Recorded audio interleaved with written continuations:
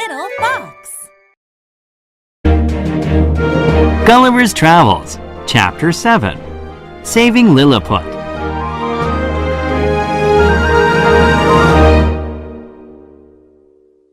Two days later, everything I needed for my plan was ready. This morning I will go to Blefuscu, I told the king.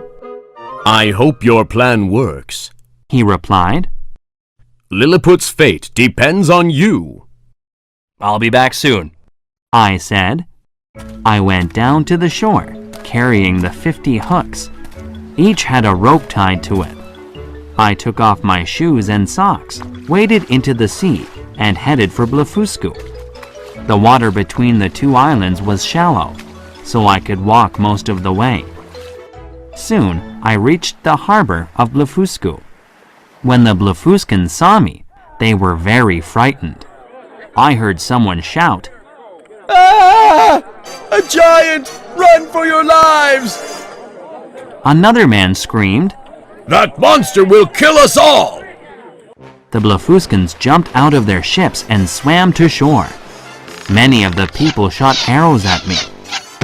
To each ship, I attached a hook and rope. Then I gathered all the ropes and began to pull them. None of the ships moved. What's the problem? I wondered. Then I understood. It's the anchors. Each ship had a heavy anchor that kept it in place. I went from ship to ship and cut all the anchor ropes with my knife. Then I pulled on the ropes I had tied to the ships. Slowly, they started to move. I walked through the waves, pulling the ships behind me. On the shore, the Blefuscans shouted and screamed as I towed their ships away. They could do nothing to prevent me.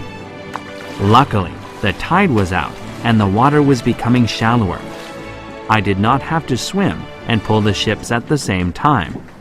I could wade all the way back to Lilliput.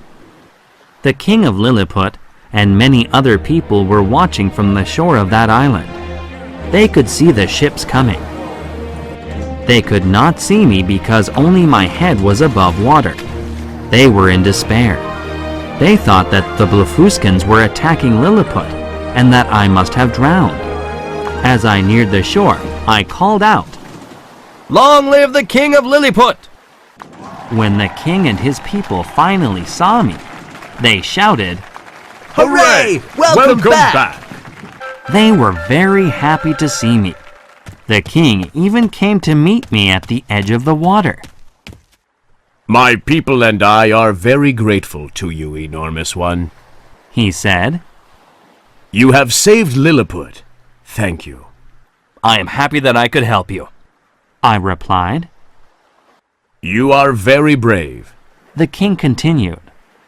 From now on, you will be one of my chief advisors. That is a great honor, I said to the king. Now I would like to ask another favor. He said. Go back and steal the rest of the Blefuscans' ships. Then they will never be able to attack us again. I will have power over them forever. I will destroy all the big Indians. I will be king of everywhere. I'm sorry, Your Majesty. I replied. I cannot agree to do that.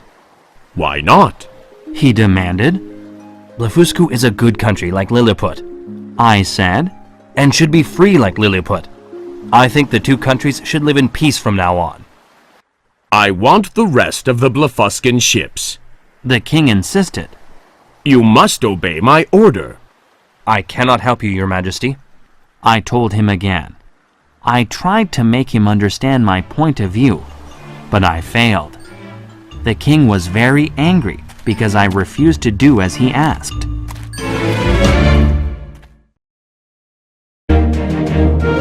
Gulliver's Travels, Chapter 8, A Peace Offer.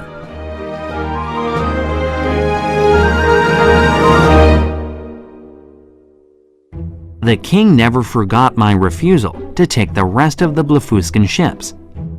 I had prevented the Blefuscans from attacking Lilliput, but he was still angry with me. Some of the king's men agreed with my decision. You did the right thing. One of them told me. Not everyone, however, felt the same way. You are a traitor! Another of the king's advisors growled at me. Through my friends in the palace, I heard that I now had some secret enemies. From then on, they and the king were against me. About 3 weeks passed. One day, the Blefuscan king sent 6 of his officials to Lilliput to speak for him. The officials had a long meeting with the Lilliputian king. Because I was still one of his chief officials, I was at the meeting. Your Majesty, Said the chief official from Blefuscu. our king would like to make peace with you. Blefuscu and Lilliput have been at war for too long. Many of our people have died or been hurt. It has been a long war. Sighed the king. He and the visiting officials discussed how their countries could get along without fighting. The king of Lilliput wanted the king of Blefuscu to agree to certain conditions. After hours of discussion, the two sides reached an agreement. I accept your king's peace offer. The king of Lilliput said finally. Tell him that I will have my chief official write up an agreement. Then your king and I will sign it. I was surprised, but happy to hear Lilliput's king say this. The two countries would no longer be at war. The next day, the Blefuscan officials came to see me. Our king has heard of your refusal to take the rest of his ships. The chief official said. He asked me to thank you. He thinks you are a generous giant. He invites you to come to Blefuscu for a visit.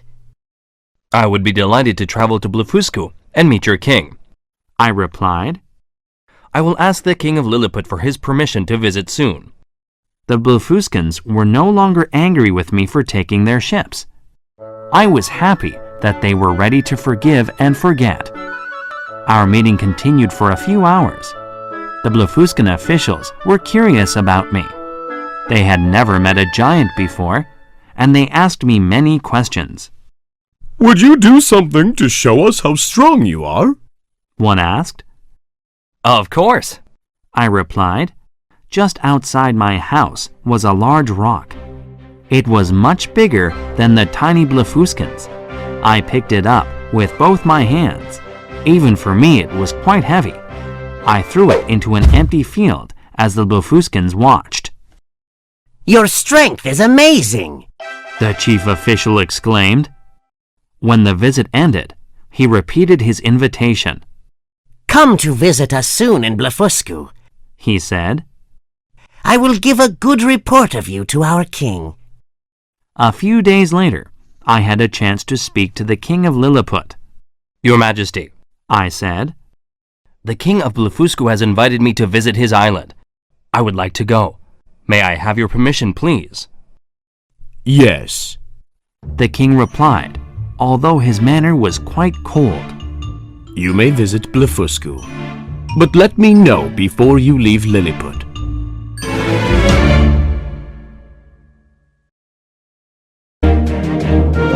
Gulliver's Travels, Chapter 9, Fire at the Palace.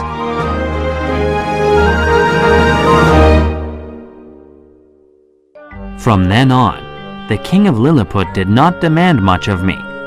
I suppose that was because he no longer liked me. I could do as I pleased and go wherever I liked in Lilliput. Not long after the Blefuscan officials visited me, I had an opportunity to help the king of Lilliput. About midnight one night, people screaming outside my house woke me up. They were frantic, and I could not understand what they were shouting. Suddenly, some palace officials arrived. Hurry! One of them cried. You must come with us. It's an emergency. The palace is on fire. Of course. I replied and rushed to get dressed. Jump onto my hand. I'll carry you all so that we'll get there quickly. We hurried to the palace. The fire had started by accident in the room of one of the queen's maids. A burning candle had fallen over, and some curtains caught on fire. When we arrived, the fire was out of control. Many people were trying to put it out.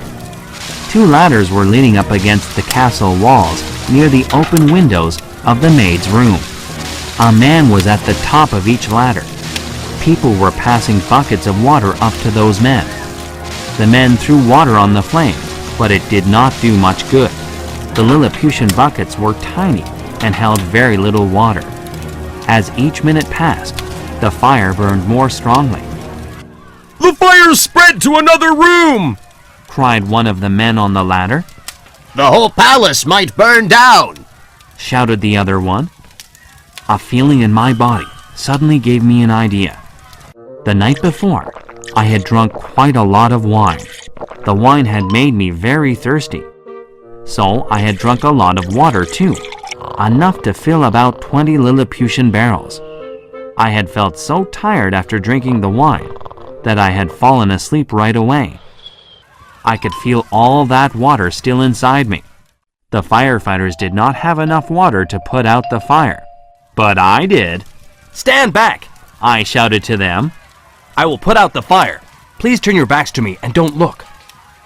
I did just what a little boy would do when he is outside and needs to go to the bathroom. I aimed through the open windows at the fire. Soon, the fire was out.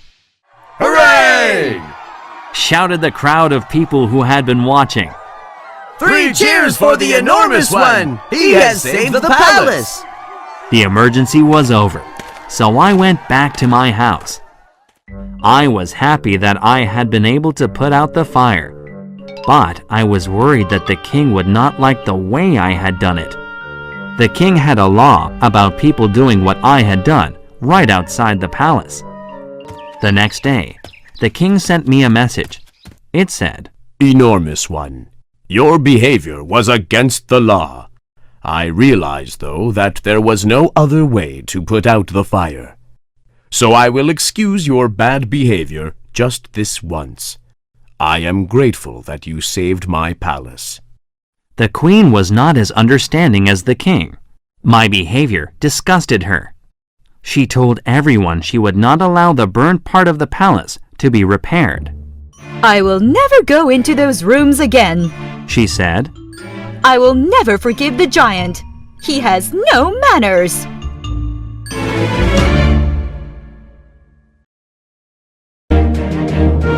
Gulliver's Travels, Chapter 10, The Plot Against Gulliver.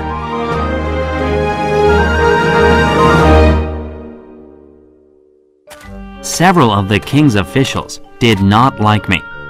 One, whose name was Flimnap, hated me for some reason. Flimnap and his supporters had convinced the king that I was dangerous. They thought I was a threat to him and their country. Luckily, I had a friend who was a lord in the court of the king. Late one night, my friend visited me secretly. Enormous one, He said, you know that you have enemies in Lilliput. Many of them are jealous of you. Flimnap tells lies about you. He says that you have done very bad things that are against the law. The punishment for these bad things is death. I have always tried to help the king. I said. I felt upset and began to shout. I took the Blefuscans' ships for him. I saved the palace. I helped end the war. Talk quietly. Flimnap's spies may be listening. Said the lord, with fear in his voice. Flimnap will kill me if he finds out I've told you this. What are my enemies saying about me? I asked nervously. They keep telling the king that you are against him, Replied my friend. You did not return to Blefuscu and steal the rest of the ships. You did not help destroy all the big Indians. Your enemies here say that you are an enemy of Lilliput. They are twisting the truth, I said. My actions were good. The king of Lilliput reminded the bad officials that you had helped him. The lord went on. But your enemies are very powerful. They suggested setting your house on fire while you are asleep in it. Then you would die in the fire. What? I exclaimed. I was very angry. Flimnap and the others are evil men. But the king decided that you will not be killed. said my friend. Reldresal helped make things better for you. Reldresal? What did he do? He said you had made mistakes, but you had been a big help sometimes. He asked the king to be generous. He said that instead of being killed, you should lose your sight. But that's horrible. I was shocked, Then you would still be strong enough to work for the king. explained the Lord. But you would not be a threat to him or to Lilliput. I thought Reldresal was a friend. I put my hands over my eyes. Reldresal will visit you in a few days to tell you about this. Then the king will order his men to shoot arrows into your eyes. You will be blind. I can't believe anyone would do such a terrible thing, I exclaimed.